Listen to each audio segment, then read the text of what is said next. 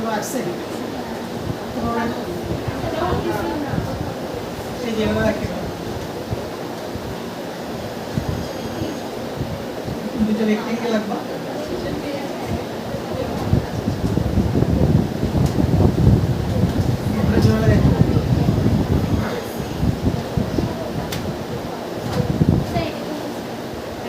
ঠিক আছে এক বললে হচ্ছে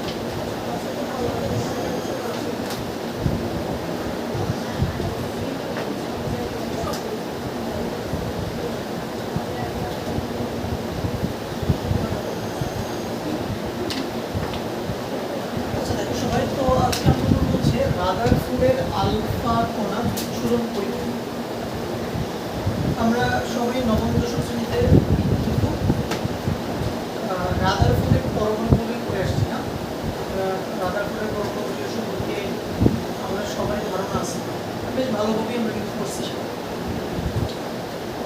প্রশ্ন হচ্ছে যে কোনো একটা পরমাণু মডেল তো আর কোনো বিজ্ঞানী এমনি এমনি দিয়ে দিবে না পরমাণু মডেলটা দেওয়ার আগে অবশ্যই বিজ্ঞানীকে কিছু এক্সপেরিমেন্ট চালাইতে হবে কি এক্সপেরিমেন্ট চালাইতে হবে তো ওই এক্সপেরিমেন্টের রেজাল্টের বেসিসে কি ওই বিজ্ঞানী একটা মডেল দিবে ওকে তো রাদারফোর্ডও একইভাবে তার পরমাণু মডেল দেওয়ার আগে সে একটা এক্সপেরিমেন্ট করছিল বিশেষ এক্সপেরিমেন্ট বেসিক্যালি এক্সপেরিমেন্টটা রাদারফোর্ড নিজে করে নাই রাদারফোর্ডের দুইজন ছাত্র ছিল ওকে একজনের নাম হচ্ছে গাইগার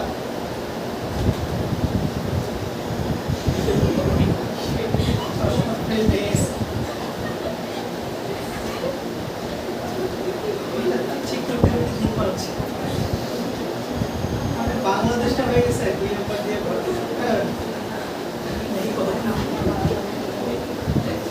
যাই হোক বলছিলাম যে রাদারফোর্ডের দুজন ছাত্র একজন হচ্ছে গাইগার আরেকজন হচ্ছে মার্সডেন ওকে তো ওই দুজন ছাত্র তারা হচ্ছে রাদারফোর্ডের নির্দেশে এই এক্সপেরিমেন্টটা চালায় ওকে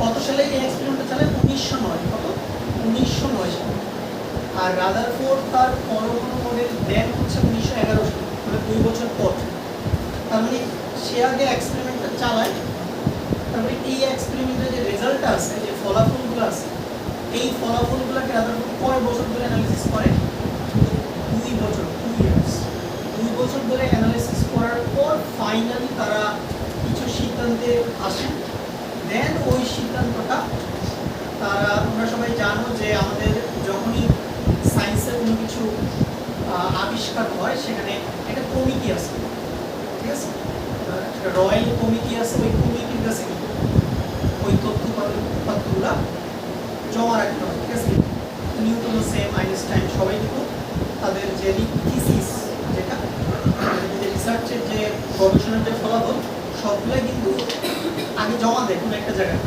পরে এখানে আরও অন্যান্য বিজ্ঞানীরা থাকেন ঠিক আছে বা অনেক মেধাবী লোকজন থাকেন তারা এগুলোকে অ্যানালাইসিস করে ফাইনালি কি টেক্সটবুকে জিনিসটা নিয়ে আসে ওকে এত সহজ নাকি একটা জিনিস আবিষ্কার করা তো এই রাদারফোর্ডের এই আলফা কণা বিচ্ছুরণ পরীক্ষাটা কত সালে করা হয় 1909 সালে করার পরে ওই এক্সপেরিমেন্টের রেজাল্টের যে ডিসিশনগুলো বা রেজাল্টের বেসিসে রাদারফোর্ড 1911 সালে গিয়ে একটা পরমাণু মডেল প্রস্তাব করেন যেটাকে আমরা সবাই কি রাদারফোর্ডের পরমাণু মডেল হিসেবে জানি আচ্ছা তো এটা কিন্তু আমাদের পরমাণুর গঠন সম্পর্কে সর্বপ্রথম ধারণা আমরা কোন মডেল থেকে পাই রাদারফোর্ডের এর আগে একটা মডেল আছে যে থমসন একটা মডেল দেখবেন ওই মডেলটা বেশি দিন আসলে টিকে নেয় মানে ওই মডেলটার তেমন কোনো ভিত্তি ছিল না, এই জন্য এটা আমরা করি না কি। ওকে, এখন দেখো আমাদের এক্সপেরিমেন্টের নাম হচ্ছে কি ভাইয়া, আলফা কণা বিচ্ছুরণ পরীক্ষা বা আলফা পার্টিকেল স্ক্যাটারিং এক্সপেরিমেন্ট। দেখো তাহলে এই পরীক্ষাটা করার জন্য আমার কি লাগবে, আলফা কণা লাগবে। তাহলে আমাদের একটু আগে আলফা কণার বৈশিষ্ট্য সম্পর্কে ধারণা লাভ করতে হবে। আলফা কণা কি জিনিস, আলফা কণা হচ্ছে হিলিয়াম 2+, হিলিয়াম না হিলিয়াম 2+, অর্থাৎ তোমরা জানো যে হিলিয়ামে প্রোটন কয়টা থাকে, হিলিয়ামে কয়টা প্রোটন থাকে, 2টা। ইলেকট্রনও কয়টা থাকে, 2টা। তাহলে আমি যদি হিলিয়াম থেকে 2টা ইলেকট্রন সরায় নেই, তাহলে যে ধনাত্মক আয়নটা পাবো তাকে আমরা কি বলবো, আলফা কণা বা আলফা পার্টিকেল। বুঝতে পারলাম? আচ্ছা, তাহলে বলো এখানে প্রোটন কয়টা আছে,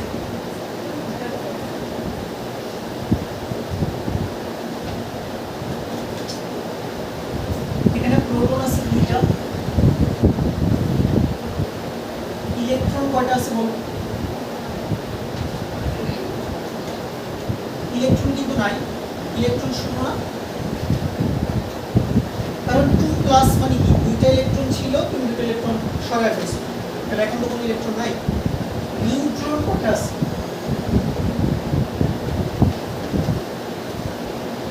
4 - 2, তাহলে কয়টা হলো, নিউট্রন কয়টা আছে, 2টা। আচ্ছা, এবার আসো আলফা কণা হচ্ছে ইলেকট্রন অপেক্ষা কত গুণ ভারী, 7000 গুণ ভারী। চিন্তা করো 7000 গুণ ভারী। ওকে, আলফা কণার ভর কত, 6.694 × 10⁻27 কেজি। ওকে, তুমি চাইলে এটা হিসাব করতে পারো, কারণ তুমি জানো যে আলফা কণাতে কয়টা প্রোটন থাকে, 2টা প্রোটন থাকে। তাহলে তুমি 2টা প্রোটনের টোটাল ভর বের করো। আবার তুমি জানো কয়টা নিউট্রন থাকে, 2টা নিউট্রন থাকে। তাহলে তুমি 2টা নিউট্রনের টোটাল ভর বের করো। এরপরে তুমি 2টা প্রোটনের ভরের সাথে 2টা নিউট্রনের ভর যোগ করে দাও, তাহলে তুমি দেখো আলফা কণার ভরটা চলে আসছে। সো এটা তুমি মুখস্থও রাখতে পারো। ওকে, তাহলে ভালো আর কি। আচ্ছা, এখন প্রশ্ন হচ্ছে ভাইয়া আলফা কণা তো আমি এমনি এমনি পেয়ে যাবো না নাকি, আলফা কণা পাওয়ার জন্য তো আমার একটা উৎস লাগবে যে আমাকে আলফা কণাগুলা প্রদান করবে। তো এই উৎসটা কি, এই উৎসটা হচ্ছে একটা তেজস্ক্রিয় মৌল বা তেজস্ক্রিয় ধাতু। তোমরা এগুলো আগে থেকেই জানো যে কোনো তেজস্ক্রিয় ধাতু থেকে বা তেজস্ক্রিয় মৌল থেকে স্বতঃস্ফূর্তভাবে বিভিন্ন ধরনের কি রশ্মি কি হয়, নির্গত হয়, যেগুলোকে আমরা বলতেছি তেজস্ক্রিয় রশ্মি। এই রশ্মিগুলো কি কি বলো, আলফা, বিটা এবং কি গামা, আলফা, বিটা, গামা। ওকে, তো বেসিক্যালি আমরা জানি যে প্রত্যেকটা তরঙ্গ কতগুলো কণার সময়ে গঠিত না, কণার সমন্বয়ে।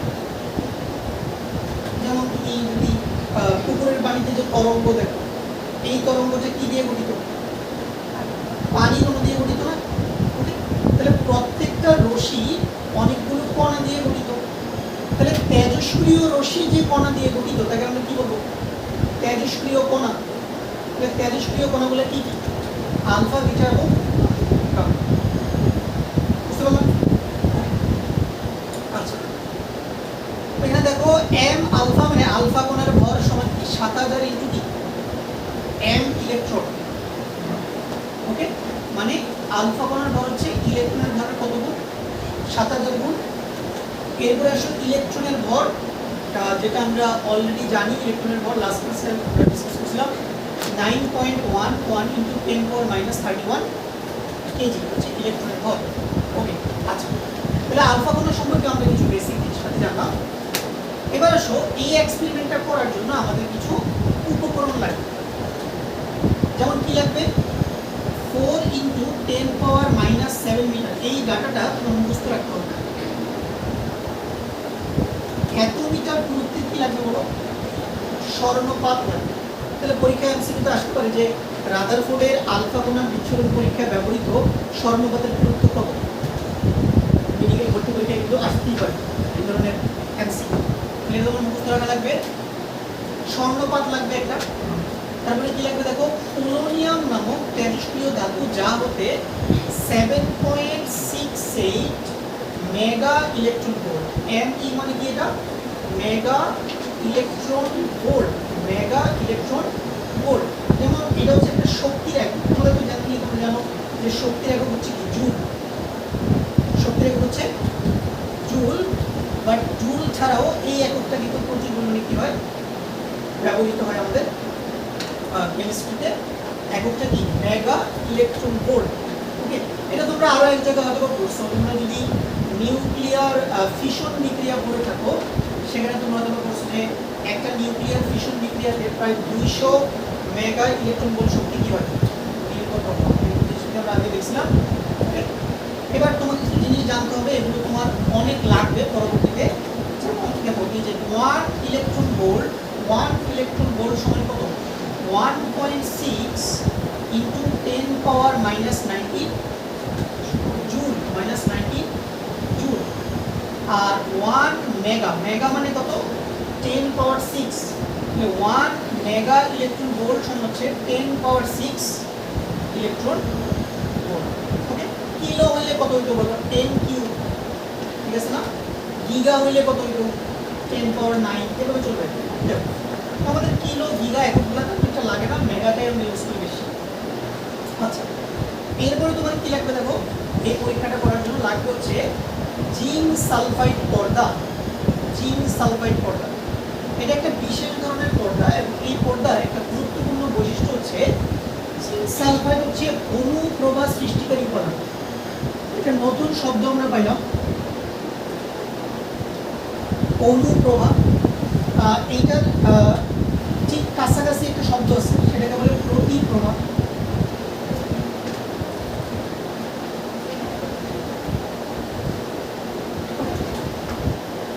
তো একটা ইংরেজি হচ্ছে ফ্লুরোসেন্স, প্রতিপ্রভা মানে হচ্ছে ফ্লুরোসেন্স, আর অনুপ্রভার ইংরেজি হচ্ছে ফসফোরেসেন্স। বেশ জটিল বানান, আমরা ওখানে যাচ্ছি না, ঠিক আছে?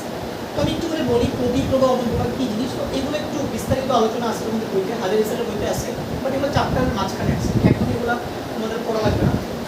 তো আমি বলে দিই প্রতিপ্রভা জিনিসটা। প্রতিপ্রভা জিনিসটা হচ্ছে দেখো, মনে করো যে ওই যে এই রুমের পিছনে যে দেয়ালটা আছে, এই দেয়ালে গিয়ে মনে করো যে কোনো একটা কণা আঘাত করো, তাহলে তুমি যদি দেখো যে দেয়ালের ভিতরে কণাটা আঘাত করার ফলে, মানে যেই জায়গায় কণাটা আঘাত করছে ওই জায়গাটা জ্বলে উঠবে, একটু আলো দেখতে পারবে। মনে করো যে এই কলমটা যখন দেয়ালে আঘাত করলো, যেই জায়গায় আঘাত করবে ওই জায়গাটা একটু জ্বলে উঠবে, ঠিক আছে? তাহলে কোনো কণা যখন পর্দার উপরে আঘাত করে, পর্দার যেই জায়গায় আঘাত করবে ওই জায়গাটা যদি জ্বলে উঠে, তখন এই জিনিসটাকে কি বলে, প্রতিপ্রভা, ঠিক আছে কি? এখন এই জ্বলাটা যদি অল্প সময় স্থায়ী হয় তখন তাকে বলে প্রতিপ্রভা, আর যদি জ্বলাটা একটু বেশিক্ষণ স্থায়ী হয় তাকে কি বলা হয়, অনুপ্রভা। একদম সিম্পল ভাষায় বলছি, এগুলো অনেক কমপ্লেক্স জিনিস, এগুলো তুমি আরো ডিটেলস পরবর্তীতে জানতে পারবে। একটা স্পার্ক, মানে একটা স্পার্ক তৈরি হবে, ঠিক আছে? ওকে, ওই যে তোমরা দোকানে দেখবা যে ওয়েল্ডিং দিয়ে যখন তোমার ওয়েল্ডিং যখন কি পিচ্ছন্ন নির্গত হয় না, ঠিক আছে? তোমরা সবাই তো দেখছো, ওরকম একটা স্পার্ক আছে। তাহলে কোনো কণা যখন কোনো পর্দায় আঘাত করে, পর্দার যদি যেই জায়গায় আঘাত করে ওই জায়গায় যদি জ্বলে উঠে, তখন তাকে বলে প্রতিপ্রভা। কখন বলবো, যদি জ্বলাটা অল্প সময় স্থায়ী হয় তখন তাকে বলে প্রতিপ্রভা, বা যদি এটা বেশি সময় ধরে জ্বলে তাহলে তাকে কি বলে, অনুপ্রভা। তেমন কোনো ডিফারেন্স নেই। ওকে, আচ্ছা, ওকে, তাহলে জিঙ্ক সালফাইডের জিনিসটা আমরা বুঝলাম, জিঙ্ক সালফাইড পর্দা। এরপর কি লাগবে, একটা লেড ব্লক লাগবে, সীসার ব্লক। লেড ব্লকের কাজ, লেড ব্লকের বেসিক্যালি কাজ হচ্ছে আমরা মূলত এই পোলোনিয়াম নামক তেজস্ক্রিয় ধাতুটাকে কার অভ্যন্তরে রাখবো, লেড ব্লকের অভ্যন্তরে আমরা রাখবো। ওকে, আচ্ছা, তো কেন এরকমটা করা হয়, যেমন ধরো মনে করো আমি যদি এই টেবিলের উপরে একটা তেজস্ক্রিয় মৌল রাখি, কি করবে বলতো, তেজস্ক্রিয় রশ্মিগুলো কিন্তু সব দিকে ছড়ায় যাবে। তো রশ্মিগুলো যদি সব দিকে ছড়ায় যায় তাহলে কিন্তু আমি আমার এক্সপেরিমেন্টটা ঠিকঠাক মতো করতে পারবো না। তাহলে আমি চাচ্ছি রশ্মিটা যাতে চারপাশে না ছড়ায়, এই জন্য আমাদেরকে লেড ব্লকের ভিতরে কি রাখতে হবে, এই তেজস্ক্রিয় ধাতুটাকে রাখতে হবে। আচ্ছা, তাহলে আশা করি মোটামুটি আমরা বুঝতে পারলাম আলফা কণার বৈশিষ্ট্য। তারপরে হচ্ছে আমাদের এই এক্সপেরিমেন্টটা করার জন্য হচ্ছে যে আমাদের কি কি ধরনের আমাদের সেটআপ লাগবে, যন্ত্রপাতি লাগবে, এগুলো আমরা দেখলাম। এখন আমরা কি দেখব, এখন আমরা অ্যাকচুয়াল এক্সপেরিমেন্টটা দেখব যে রাদারফোর্ড কিভাবে তার এক্সপেরিমেন্টটা করছে। সেটা পুরো সেটআপটা একবার দেখাচ্ছি তোমাকে। সর্বপ্রথমে কি থাকবে, একটা লেড ব্লক থাকবে, একটা মানে ঘন আকৃতির একটা লেড ব্লক। লেড ব্লকের অভ্যন্তরে কি রাখা হবে, পোলোনিয়াম ধাতু রাখা হবে। ওকে, আচ্ছা, তাহলে এই পোলোনিয়াম ধাতু থেকে কি তৈরি হবে, আলফা কণা তৈরি হবে। এরপর আমরা করব কি, আমরা এই লেড ব্লকের মধ্যে খুবই ছোট একটা ছিদ্র করে দিব, যাতে করে ওই ছিদ্র দিয়ে কি বেরোতে পারে, আলফা রশ্মিগুলো নির্গত হতে পারে। ওকে, তার সামনে আরেকটা আমরা ছিদ্র রাখবো, যাতে করে হচ্ছে যে আলফা কণাগুলো এদিক সেদিক বেঁকে না যায়, আলফা কণাগুলো যাতে একদম ডিরেক্টলি সোজা কি এই ছিদ্রের মধ্যে দিয়ে যেতে পারে। ওকে, তার ঠিক সামনে আমরা রাখবো একটা স্বর্ণপাত। তো স্বর্ণপাতের গুরুত্বের মান কত, 4 × 10⁻⁷ মিটার। ওকে, আর স্বর্ণপাতের ঠিক সামনে কি থাকবে, একটা জিঙ্ক সালফাইড পর্দা থাকবে।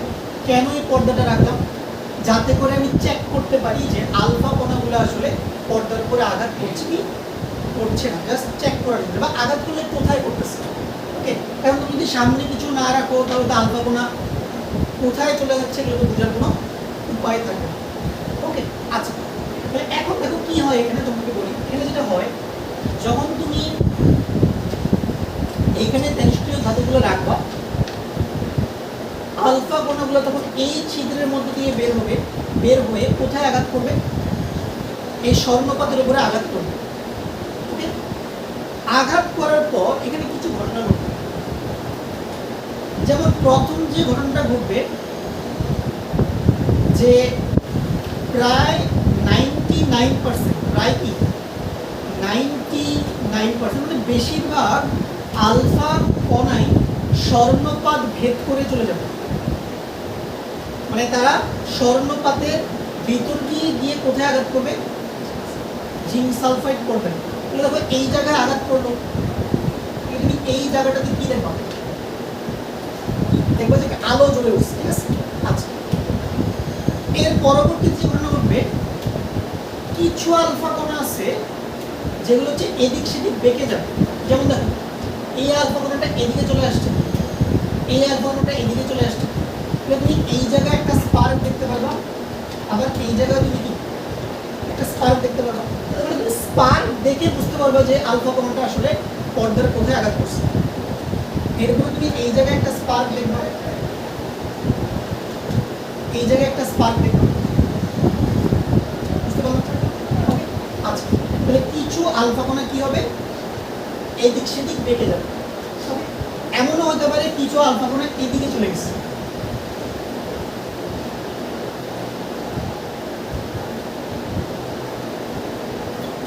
অর্থাৎ কিছু আলফা কণা হচ্ছে 90 ডিগ্রির চেয়ে কম কোণে বিক্ষিপ্ত হবে, আবার কিছু আলফা কণা আছে 90 ডিগ্রির চেয়ে কি বেশি কোণে বিক্ষিপ্ত হবে। আর আরেকটা আশ্চর্যের বিষয় এখানে দেখা যাবে যে খুবই অল্প সংখ্যক আলফা কণা স্বর্ণপাতে আঘাত করে 180 ডিগ্রি টার্ন নিবে। মানে ধরো এই আঘাত করলো স্বর্ণপাতের উপরে, আবার ঠিক বিপরীত দিকে ফেরত আসবে। বুঝতে পারছো বিষয়টা, ঠিক বিপরীত দিকে, বাট বিপরীত দিকে ফেরত আসা আলফা কণার সংখ্যা খুবই কি থাকে, কম থাকে। ওকে, তাহলে এই হলো এক্সপেরিমেন্টের অবজারভেশন। এটাকে কি বলে, অবজারভেশন। তুমি একটু খাতার মধ্যে লিখে নাও যে রাদারফোর্ডের আলফা কণার বিচরণ পরীক্ষার পর্যবেক্ষণ সমূহ।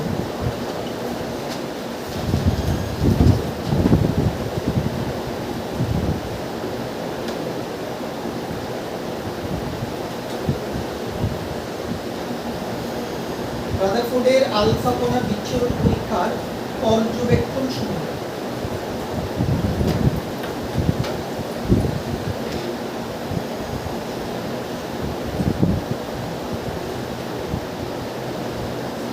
নম্বর লিখো বেশিরভাগ আলফা কণা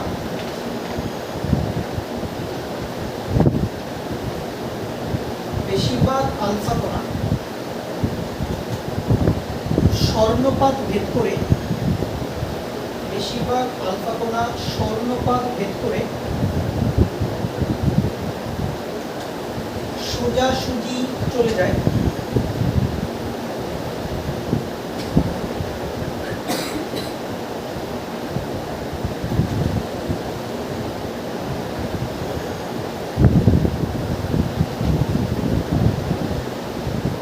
এবং জিঙ্ক সালফাইড পর্দায় গিয়ে আঘাত করে।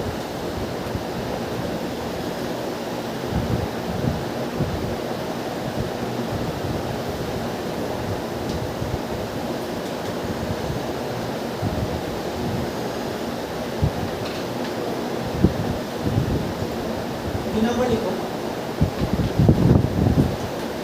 কিছু আলফা কণা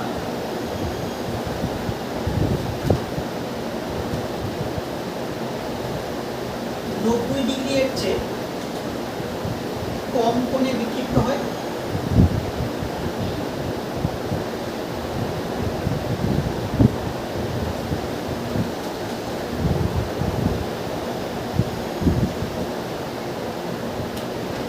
এবং কিছু আলফা কণা 90 ডিগ্রির চেয়ে বেশি কোণে বিক্ষিপ্ত হয়।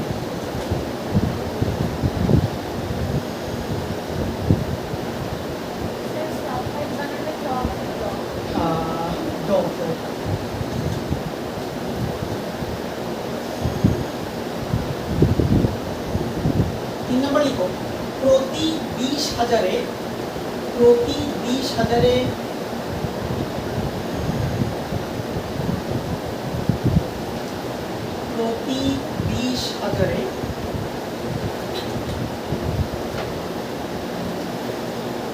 প্রতি 20,000-এ মাত্র একটি আলফা কণা বিপরীত দিকে ফিরে আসে।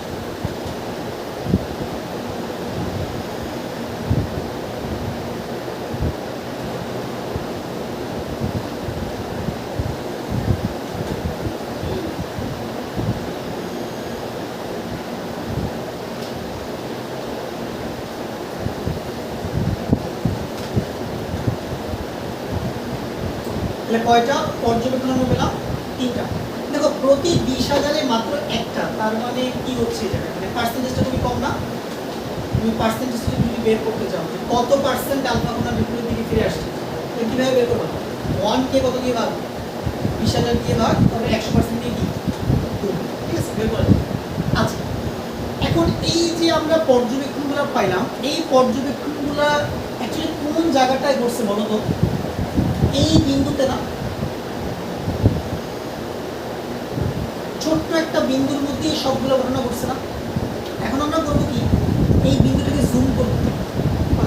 কি করবো? জুম করবো, জুম করে দেখবো যে অ্যাকচুয়ালি এখানে কি হচ্ছে। আগে আমাকে বলবো এখানে কি আছে? স্বর্ণপাত আছে, তার মানে স্বর্ণপাতের পরমাণু আছে এই জায়গায়, গোল্ডের অ্যাটম আছে। তাহলে আমি এই বিন্দুটাকে একটা স্বর্ণের পরমাণু চিন্তা করতে পারি। এখন আমরা এই স্বর্ণের পরমাণুটাকে জুম করে দেখি অ্যাকচুয়ালি ভিতরে কি হচ্ছে। এটাকে জুম করি আমরা।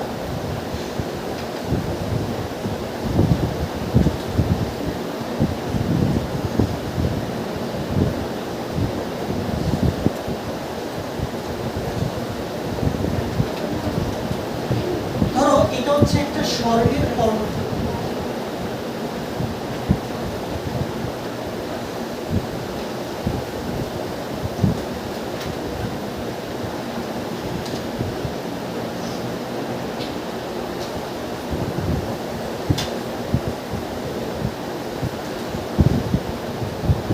আমরা বর্তমানে সবাই জানি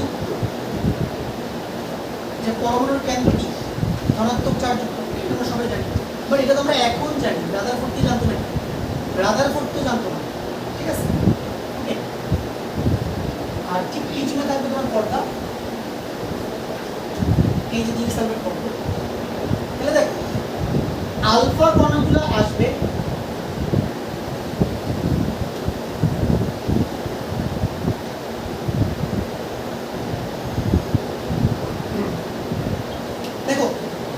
আলফা কণাগুলো সোজা আসলো এবং সোজা চলে গেছে, মানে পরমাণুর ভিতর দিয়ে গিয়ে সে কোথায় আঘাত করছে, জিঙ্ক সালফাইড পর্দার উপর আঘাত করছে। কোনো প্রকার বাধা পাইছে আলফা কণাগুলো, বলো তো কোনো প্রকার বাধা পাইছে? কোনো বাধা পায়নি। তাহলে কোনো প্রকার বাধা ছাড়াই সে পরমাণুর ভিতর দিয়ে চলে গেছে। এর মানে কি দাঁড়াইতে পারে বলো তো? এর মানেটা কি? এর মানে হচ্ছে পরমাণুর বেশিরভাগ জায়গায় আসলে ফাঁকা, ঠিক আছে? পরমাণুর বেশিরভাগ জায়গায় কি ফাঁকা, ভ্যাকুয়াম স্পেস।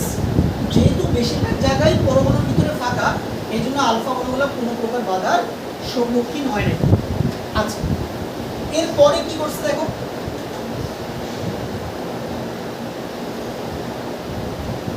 কিছু আলফা কণা এখানে ধাক্কা খেয়ে এদিকে চলে গেছে, আবার কিছু আলফা কণা এদিকে ধাক্কা গিয়ে এদিকে চলে আসছে।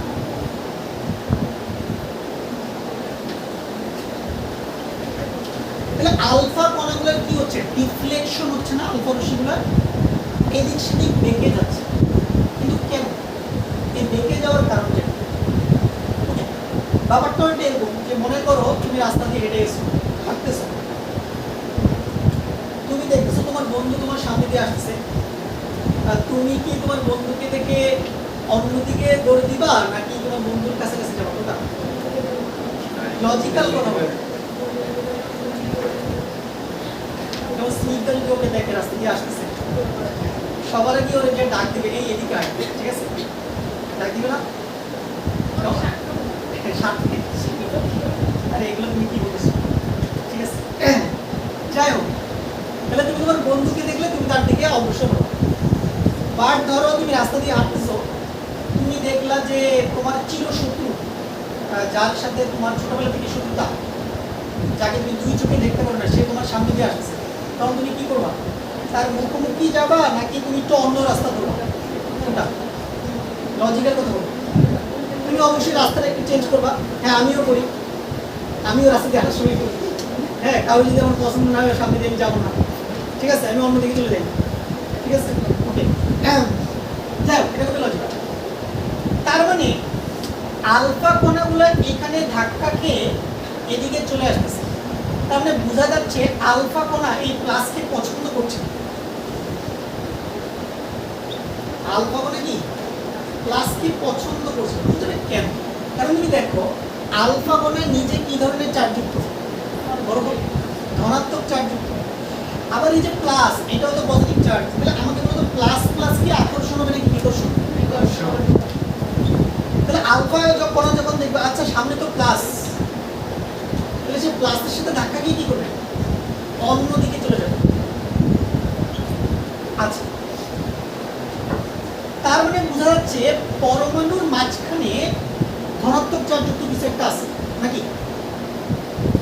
যেহেতু আলফা কণা নিজেও পজিটিভ, সে পজিটিভের সাথে ধাক্কা দিয়ে অন্যদিকে চলে যাচ্ছে। তাহলে আমি এখান থেকে কি প্রমাণ করতে পারি, কি বুঝতে পারি? যে পরমাণুর ঠিক মাঝখানটাতে হয়তো বা ধনাত্মক চার্জযুক্ত কিছু একটা উপস্থিত। এটা রাদারফোর্ড বুঝতে পারবে। এরপরে দেখো আরেকটা এক্সপেরিমেন্ট আমরা কি দেখলাম,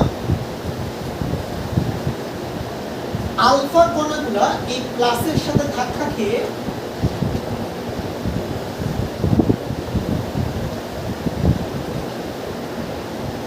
ঠিক বিপরীত দিকে ফেরত আসবে। এইখান থেকে কি প্রমাণিত হয়? তুমি চিন্তা করো যে আলফা কণাগুলোর কিন্তু গতিশক্তি অনেক বেশি। আমি তোমাকে কিছুক্ষণ আগে গতিশক্তি লিখেছি কত, 7.68 মেগা কি ইলেকট্রন ভোল্ট। তাহলে দেখো আমরা গতিশক্তির সূত্র সবাই জানি,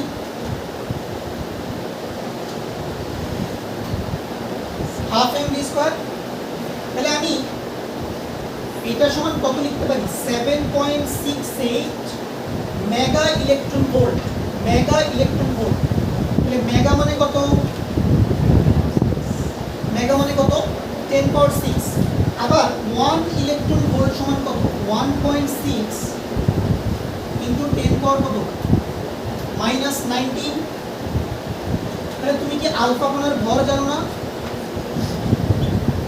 তাহলে তুমি এখান থেকে আলফা কোণের বেগটা বের করতে পারবা না? আচ্ছা করো তো, এটা আলফা কোণের বেগটা বের করে দেখো তো ক্যালকুলেটরে কত আসে।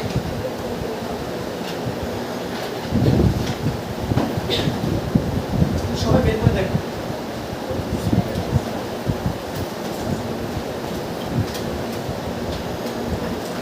প্রথমে 2 দিয়ে গুণ দাও এটাকে, পরে m দিয়ে ভাগ দাও, পরে যোগ করো।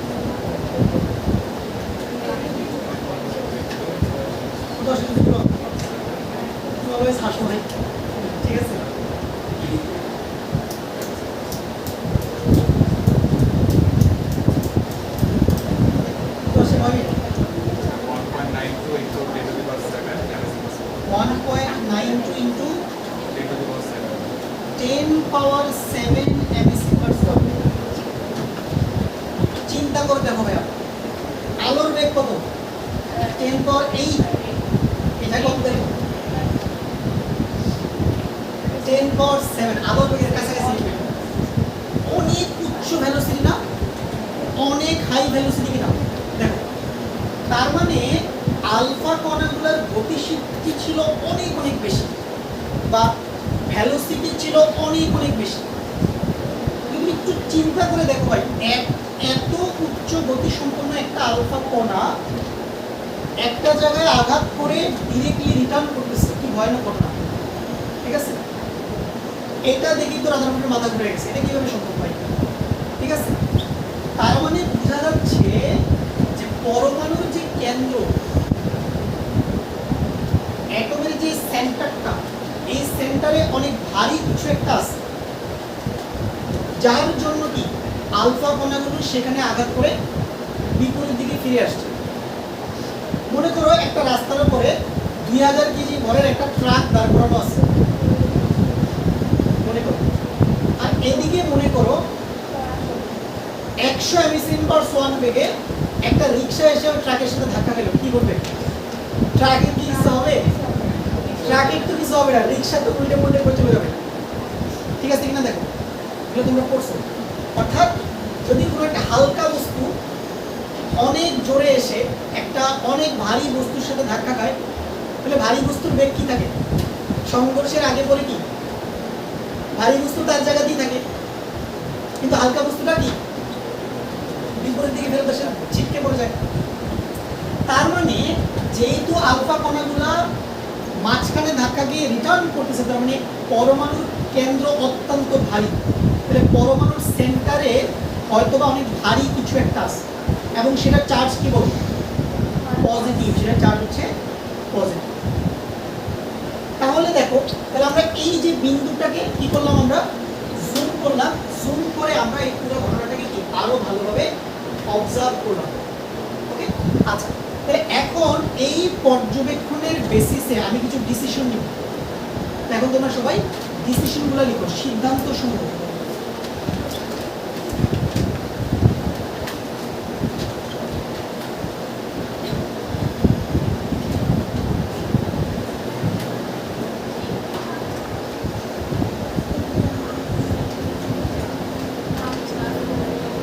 যেহেতু বেশিরভাগ আলফা কণা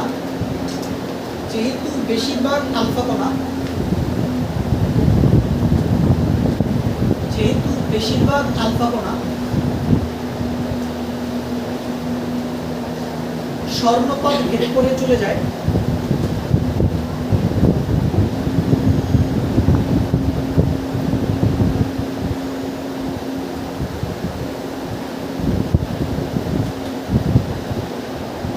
তাই বলা যায় পরমাণুর বেশিরভাগ স্থানই ফাঁকা।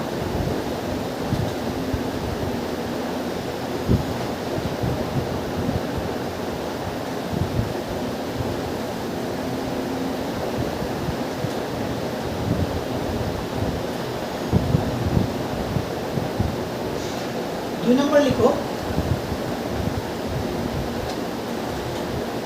যেহেতু কিছু আলফা কণা এদিক সেদিক বিক্ষিপ্ত হয়,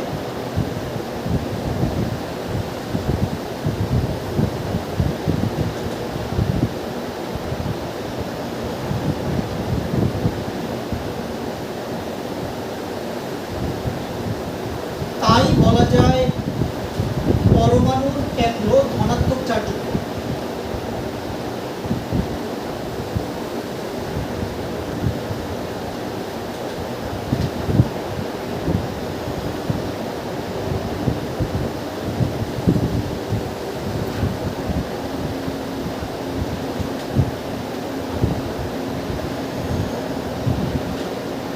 আর যেহেতু কিছু আলফা কণা বিপরীত দিকে ফিরে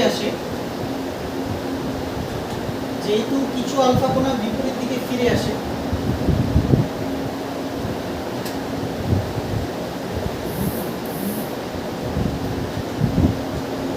তাই বলা যায়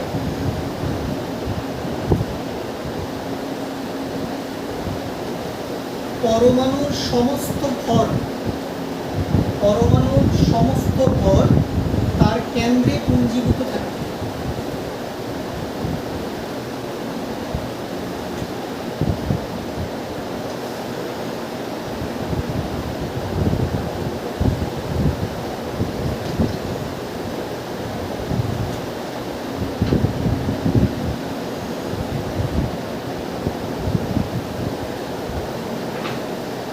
যাকে বলা হয় পরমাণুর নিউক্লিয়াস।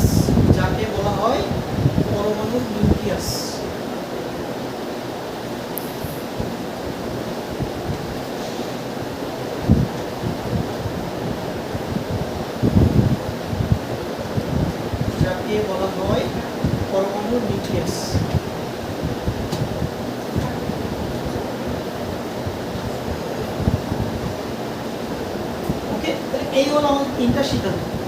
লাস্ট যেগুলো আজকে আমরা শেষ করবো সেটা হচ্ছে, দেখো, আচ্ছা বলো তো ভাইয়া, এখানে ইলেকট্রন আছে কি নাই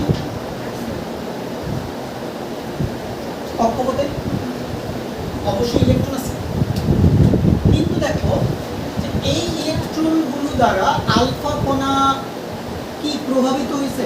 দেখো, আলফা কণা হচ্ছে ধনাত্মক চার্জযুক্ত, ইলেকট্রন কি চার্জযুক্ত? ঋণাত্মক। তাহলে তো আলফা কণার ইলেকট্রনের মধ্যে আকর্ষণ হওয়ার কথা, বাট ইন রিয়ালিটি এখানে কোনো আকর্ষণ হচ্ছে না। আকর্ষণ হচ্ছে, বাট আলফা কণাগুলোর গতিশক্তি এতটাই বেশি যে এই আকর্ষণ এখানে কোনো প্রভাব বিস্তার করতে পারছে না। কথা বুঝতে পারছো? আর এখানে আরো কিছু প্রশ্ন হতে পারে, যেমন ধর এখানে স্বর্ণপাত কেন ব্যবহার করা হলো, সোডিয়ামের পাত কেন ব্যবহার করলাম না? এটার কারণটা হচ্ছে গোল্ড হচ্ছে এমন একটা অ্যাটম যেটা আসলে অন্য কোনো কণা বা রশ্মির সাথে কোনো ধরনের ইন্টারাকশন করে না বা কোনো ধরনের ক্রিয়া বিক্রিয়া ঘটায় না। এই জন্যই তোমার রাদারফোর্ড ইউজ করছে স্বর্ণপাত। এই হলো আমাদের রাদারফোর্ডের আলফা কণার কিছু পরীক্ষা। সো এই পরীক্ষার যে সিদ্ধান্তগুলো পাইলাম, এই সিদ্ধান্তগুলোকে রাদারফোর্ড আরও ভালোভাবে অ্যানালাইসিস করলো। অ্যানালাইসিস করে 2 বছর পরে সে তার কি পরমাণু মডেল প্রস্তাব করলো। যেটা তোমরা 9-10 সবাই পড়ছো। তাহলে তোমাদের যেটা কাজ হচ্ছে, আমি তো কনসেপ্ট বুক তোমাকে দিছি, এই কনসেপ্ট বুক থেকে তোমরা রাদারফোর্ডের পরমাণু মডেলটা আবার কি রিডিং দিয়ে নিবা, এটার সফলতা এবং কি সীমাবদ্ধতাগুলো নিজেরা পড়বে। ঠিক আছে, আজকে যদি আগামী ক্লাসে আমরা শুরু করবো হচ্ছে তরঙ্গ নিয়ে আমরা পড়াশোনা করবো ডিসকাস।